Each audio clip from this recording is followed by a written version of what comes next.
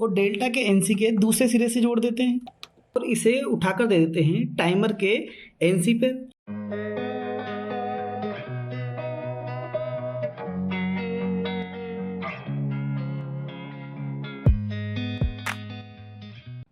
हमने control wiring देख ली, power wiring देख ली और हमने पावर वायरिंग कर भी ली है। अब मैंने पावर वायरिंग वापस हटा दी है और अब हम कंट्रोल वायरिंग कर रहे हैं। कंट्रोल वायरिंग करने के लिए कंट्रोल वायरिंग का डायग्राम देखते हैं।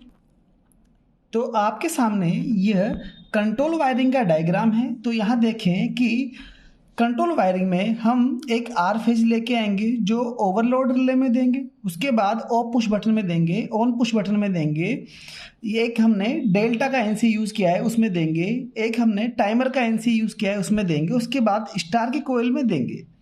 तो आप यहाँ पर ध्यान ये दें कि आप जो भी देख रहे हैं overload relay, of push button, on push button, delta का एनसी, टाइमर का एनसी, यहाँ पर मैन का एनओ, स्टार का एनओ, स्टार का एनसी, ये सब कंट्रोल के एलिमेंट हैं। अर्थात इनकी सहायता से कंट्रोल परिपथ का निर्माण होता है। कंट्रोल परिपथ का जो आप कार्य देखते हैं, कार्य क्या है कि हमारे पास यहाँ पर स्टार, मैन और डेल्टा ये तीन कॉन्टैक्टर होते हैं। इन तीन कॉन्टैक्टर को ऑन ऑफ करने का, कब कौन ऑन होगा, कब कौन बंद होगा, कब कौन चलता रहेगा, यही काम कंट्रोल परिपथ का होता है। तो अब हम पहले ये चेक करेंगे कि हमारा ओवरलोड रिले कहाँ है, ऑफ बटन कहाँ है, ऑन कहाँ है, इस तरह से सबको चेक करेंगे। और ये भी चेक करेंगे कि जो एनसी है, एनसी का पता कैसे लगाएंगे, एनओ का पता कैसे लगाएंगे, या फिर यहाँ पर ऑफ पुश बटन का पता कैसे लगाएंगे। तो शुरू करते हैं। अब आप ये स्टार्टर देख रहे हैं कंप्लीट, ये हमारे पास ओवरलोड रिले है। ओवरलोड रिले के अंदर हम बात कर चुके हैं कि हमारे पास 95, 96 जो टर्मिनल है वो एनसी के हैं। ये भी हम चेक कर लेंगे। ये हमारे पास 0 लिखा हुआ है, 0 से हमारा ऑफ पुश बटन होगा। जो 1 लिखा हुआ है वो हमारा ऑन पुश बटन होगा, क्योंकि इनको सेट रिसेट के लिए जाना जाता है। इसके अलावा हम बात कर चुके हैं ये हमारे ऑक्सिलरी कॉन्टैक्ट हैं, मेन कॉन्टैक्ट में दोनों तरफ लगे हुए हैं। इसके अलावा डेल्टा में एक एनओएनसी है और स्टार में भी एक एनओएनसी है। ये हमारा टाइमर है। तो सबसे पहला काम हमारा, हम पता करते हैं कि कौन सा एनओ है, कौन सा एनसी है। सबसे पहले हम चेक करते हैं ओवरलोड रिले। ओवरलोड रिले हमेशा मेन कॉन्टैक्टर के नीचे ही लगी होती है। अब आप सर्किट डायग्राम देखें, एक फेस उठ के सर्वप्रथम ओवरलोड रिले में आ रहा है और उससे निकल के ऑफ पुश बटन में जा रहा है। तो ये हमारी ओवरलोड रिले है। इसका हमने एनसी यूज़ किया है, तो एनसी का पता लगाते हैं। तो हमने लिया है एक series test lamp. Series test lamp working condition में है, देख लीजिए। तो अब हम 95 और 96 के बीच में, यानी कि 95, 96 के बीच में सीरीज टेस्ट लैंप के टर्मिनल जोड़ दिए हैं। अब आप देखें कि यह कंटिन्यूटी दिखा रहा है। जैसे ही मैं यहाँ पर ट्रिप का बटन दबा रहा हूँ तो देखिए यहाँ पर अब कंटिन्यूटी नहीं दिखा रहा है और इसको बाद इसे रिसेट करना पड़ेगा।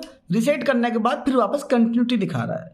फिर ट्रिप कर देंगे, फिर कंटिन्यूटी ब्रेक हो गई, फिर रिसेट करते ही वापस कंटिन्यूटी आ गई। तो इस तरह से यह आपका एनसी पॉइंट हो जाएगा ओवरलोड रिले का। अब इसके बाद हम चले ऑफ पुश बटन पर।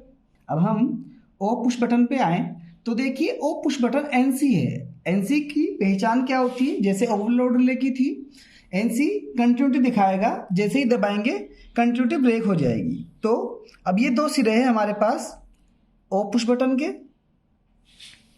अब जैसे ही हम ऑफ पुश बटन को दबाएंगे कंटिन्यूटी ब्रेक हो जाती है, छोड़ते ही वापस कंटिन्यूटी आ जाती है। तो इस तरह से यह ऑफ पुश बटन की पहचान होती है। जबकि ऑन पुश बटन की बात करें, ऑन पुश बटन में कंटिन्यूटी दबाने के बाद आती है, अदरवाइज वह ओपन ही रहता है। देखेंगे तो अब हम ऑन पुश बटन पर सीरीज टेस्ट लैंप लगा रहे हैं। देखिए अभी लैंप ग्लो नहीं कर रहा है। जैसे हम ऑन पुश बटन को दबाते हैं लैंप ग्लो कर जाता है, छोड़ते ही वापस बंद हो जाता है। यानी कि यह नॉर्मली ओपन कंडीशन में होता है, दबाने के बाद क्लोज हो जाता है। ये देखिए ये लीवर है दबाने का। ये जो एनसी का निशान बना हुआ है यह ऑफ पुश बटन का ही होता है। अब आप यहाँ पर देखिए यह एनओ का निशान बना हुआ है, तो एनओ कौन सा होता है? On push button. अब हम मेन कॉन्टैक्टर के एनओ एनसी चेक करते हैं। मेन कॉन्टैक्टर के साथ जो लगे हैं वही मेन के एनओ और एनसी है। तो देखिए अब हमने मेन के NONC चेक करने के लिए NC पर सीरीज टेस्ट लैंप की लीड लगा दी है। अब देखिए कंटिन्यूटी दिखा रहा है। जैसे ही मैं इसको दबा रहा हूँ यानी कि फोर्सफुली ऑन कर रहा हूँ, कंटिन्यूटी ब्रेक हो रही है। छोड़ते ही कंटिन्यूटी आ रही है यानी कि यह NC है। अब हम NO चेक करें तो हमने नीचे वाले पे लगा लिया है। अब देखिए इस वक्त आपके टेस्ट लैंप की कंटिन्यूटी नहीं आ रही है।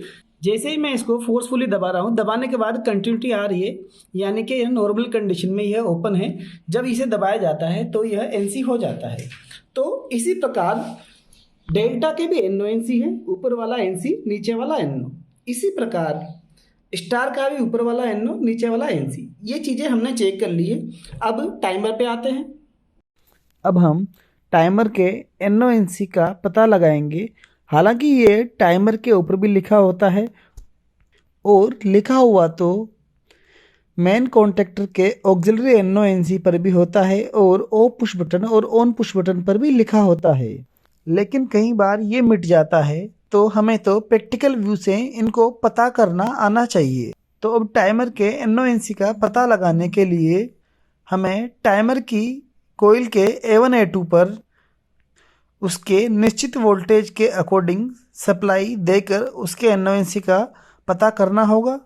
हमारा टाइमर 440 वोल्टेज और 230 वोल्टेज दोनों के लिए सक्षम है। तो मैंने चेक करने के लिए A2 और A3 पर 230 वोल्टेज सप्लाई वायर कनेक्ट कर दिए हैं। अब हम सप्लाई देकर केवल टाइमर के NC का पता करेंगे, क्योंकि हमें हमारे परिपथ के अनुसार केवल टाइमर का NC ही चाहिए। तो हम पता करते हैं।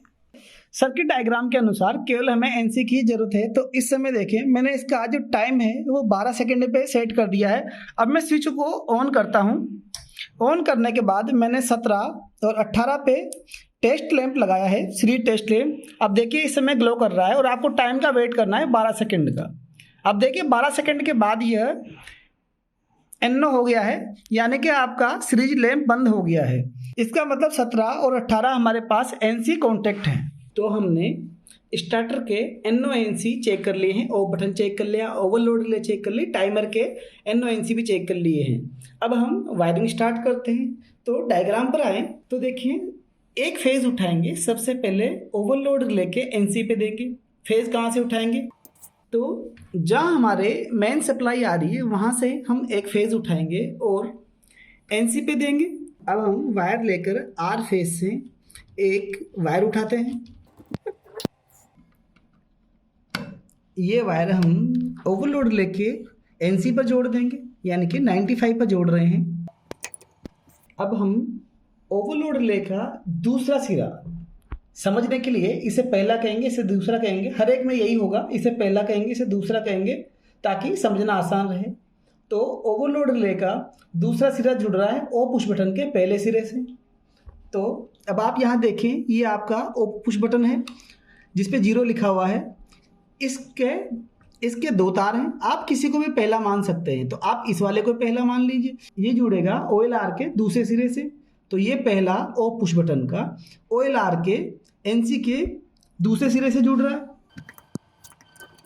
हमने OLR का दूसरा सिरा ओ पुश बटन के एक सिरे से जोड़ दिया है। अब ओ पुश बटन का जो दूसरा सिरा है वो ऑन पुश बटन के पहले सिरे से या पहले वायर से जुड़ रहा है।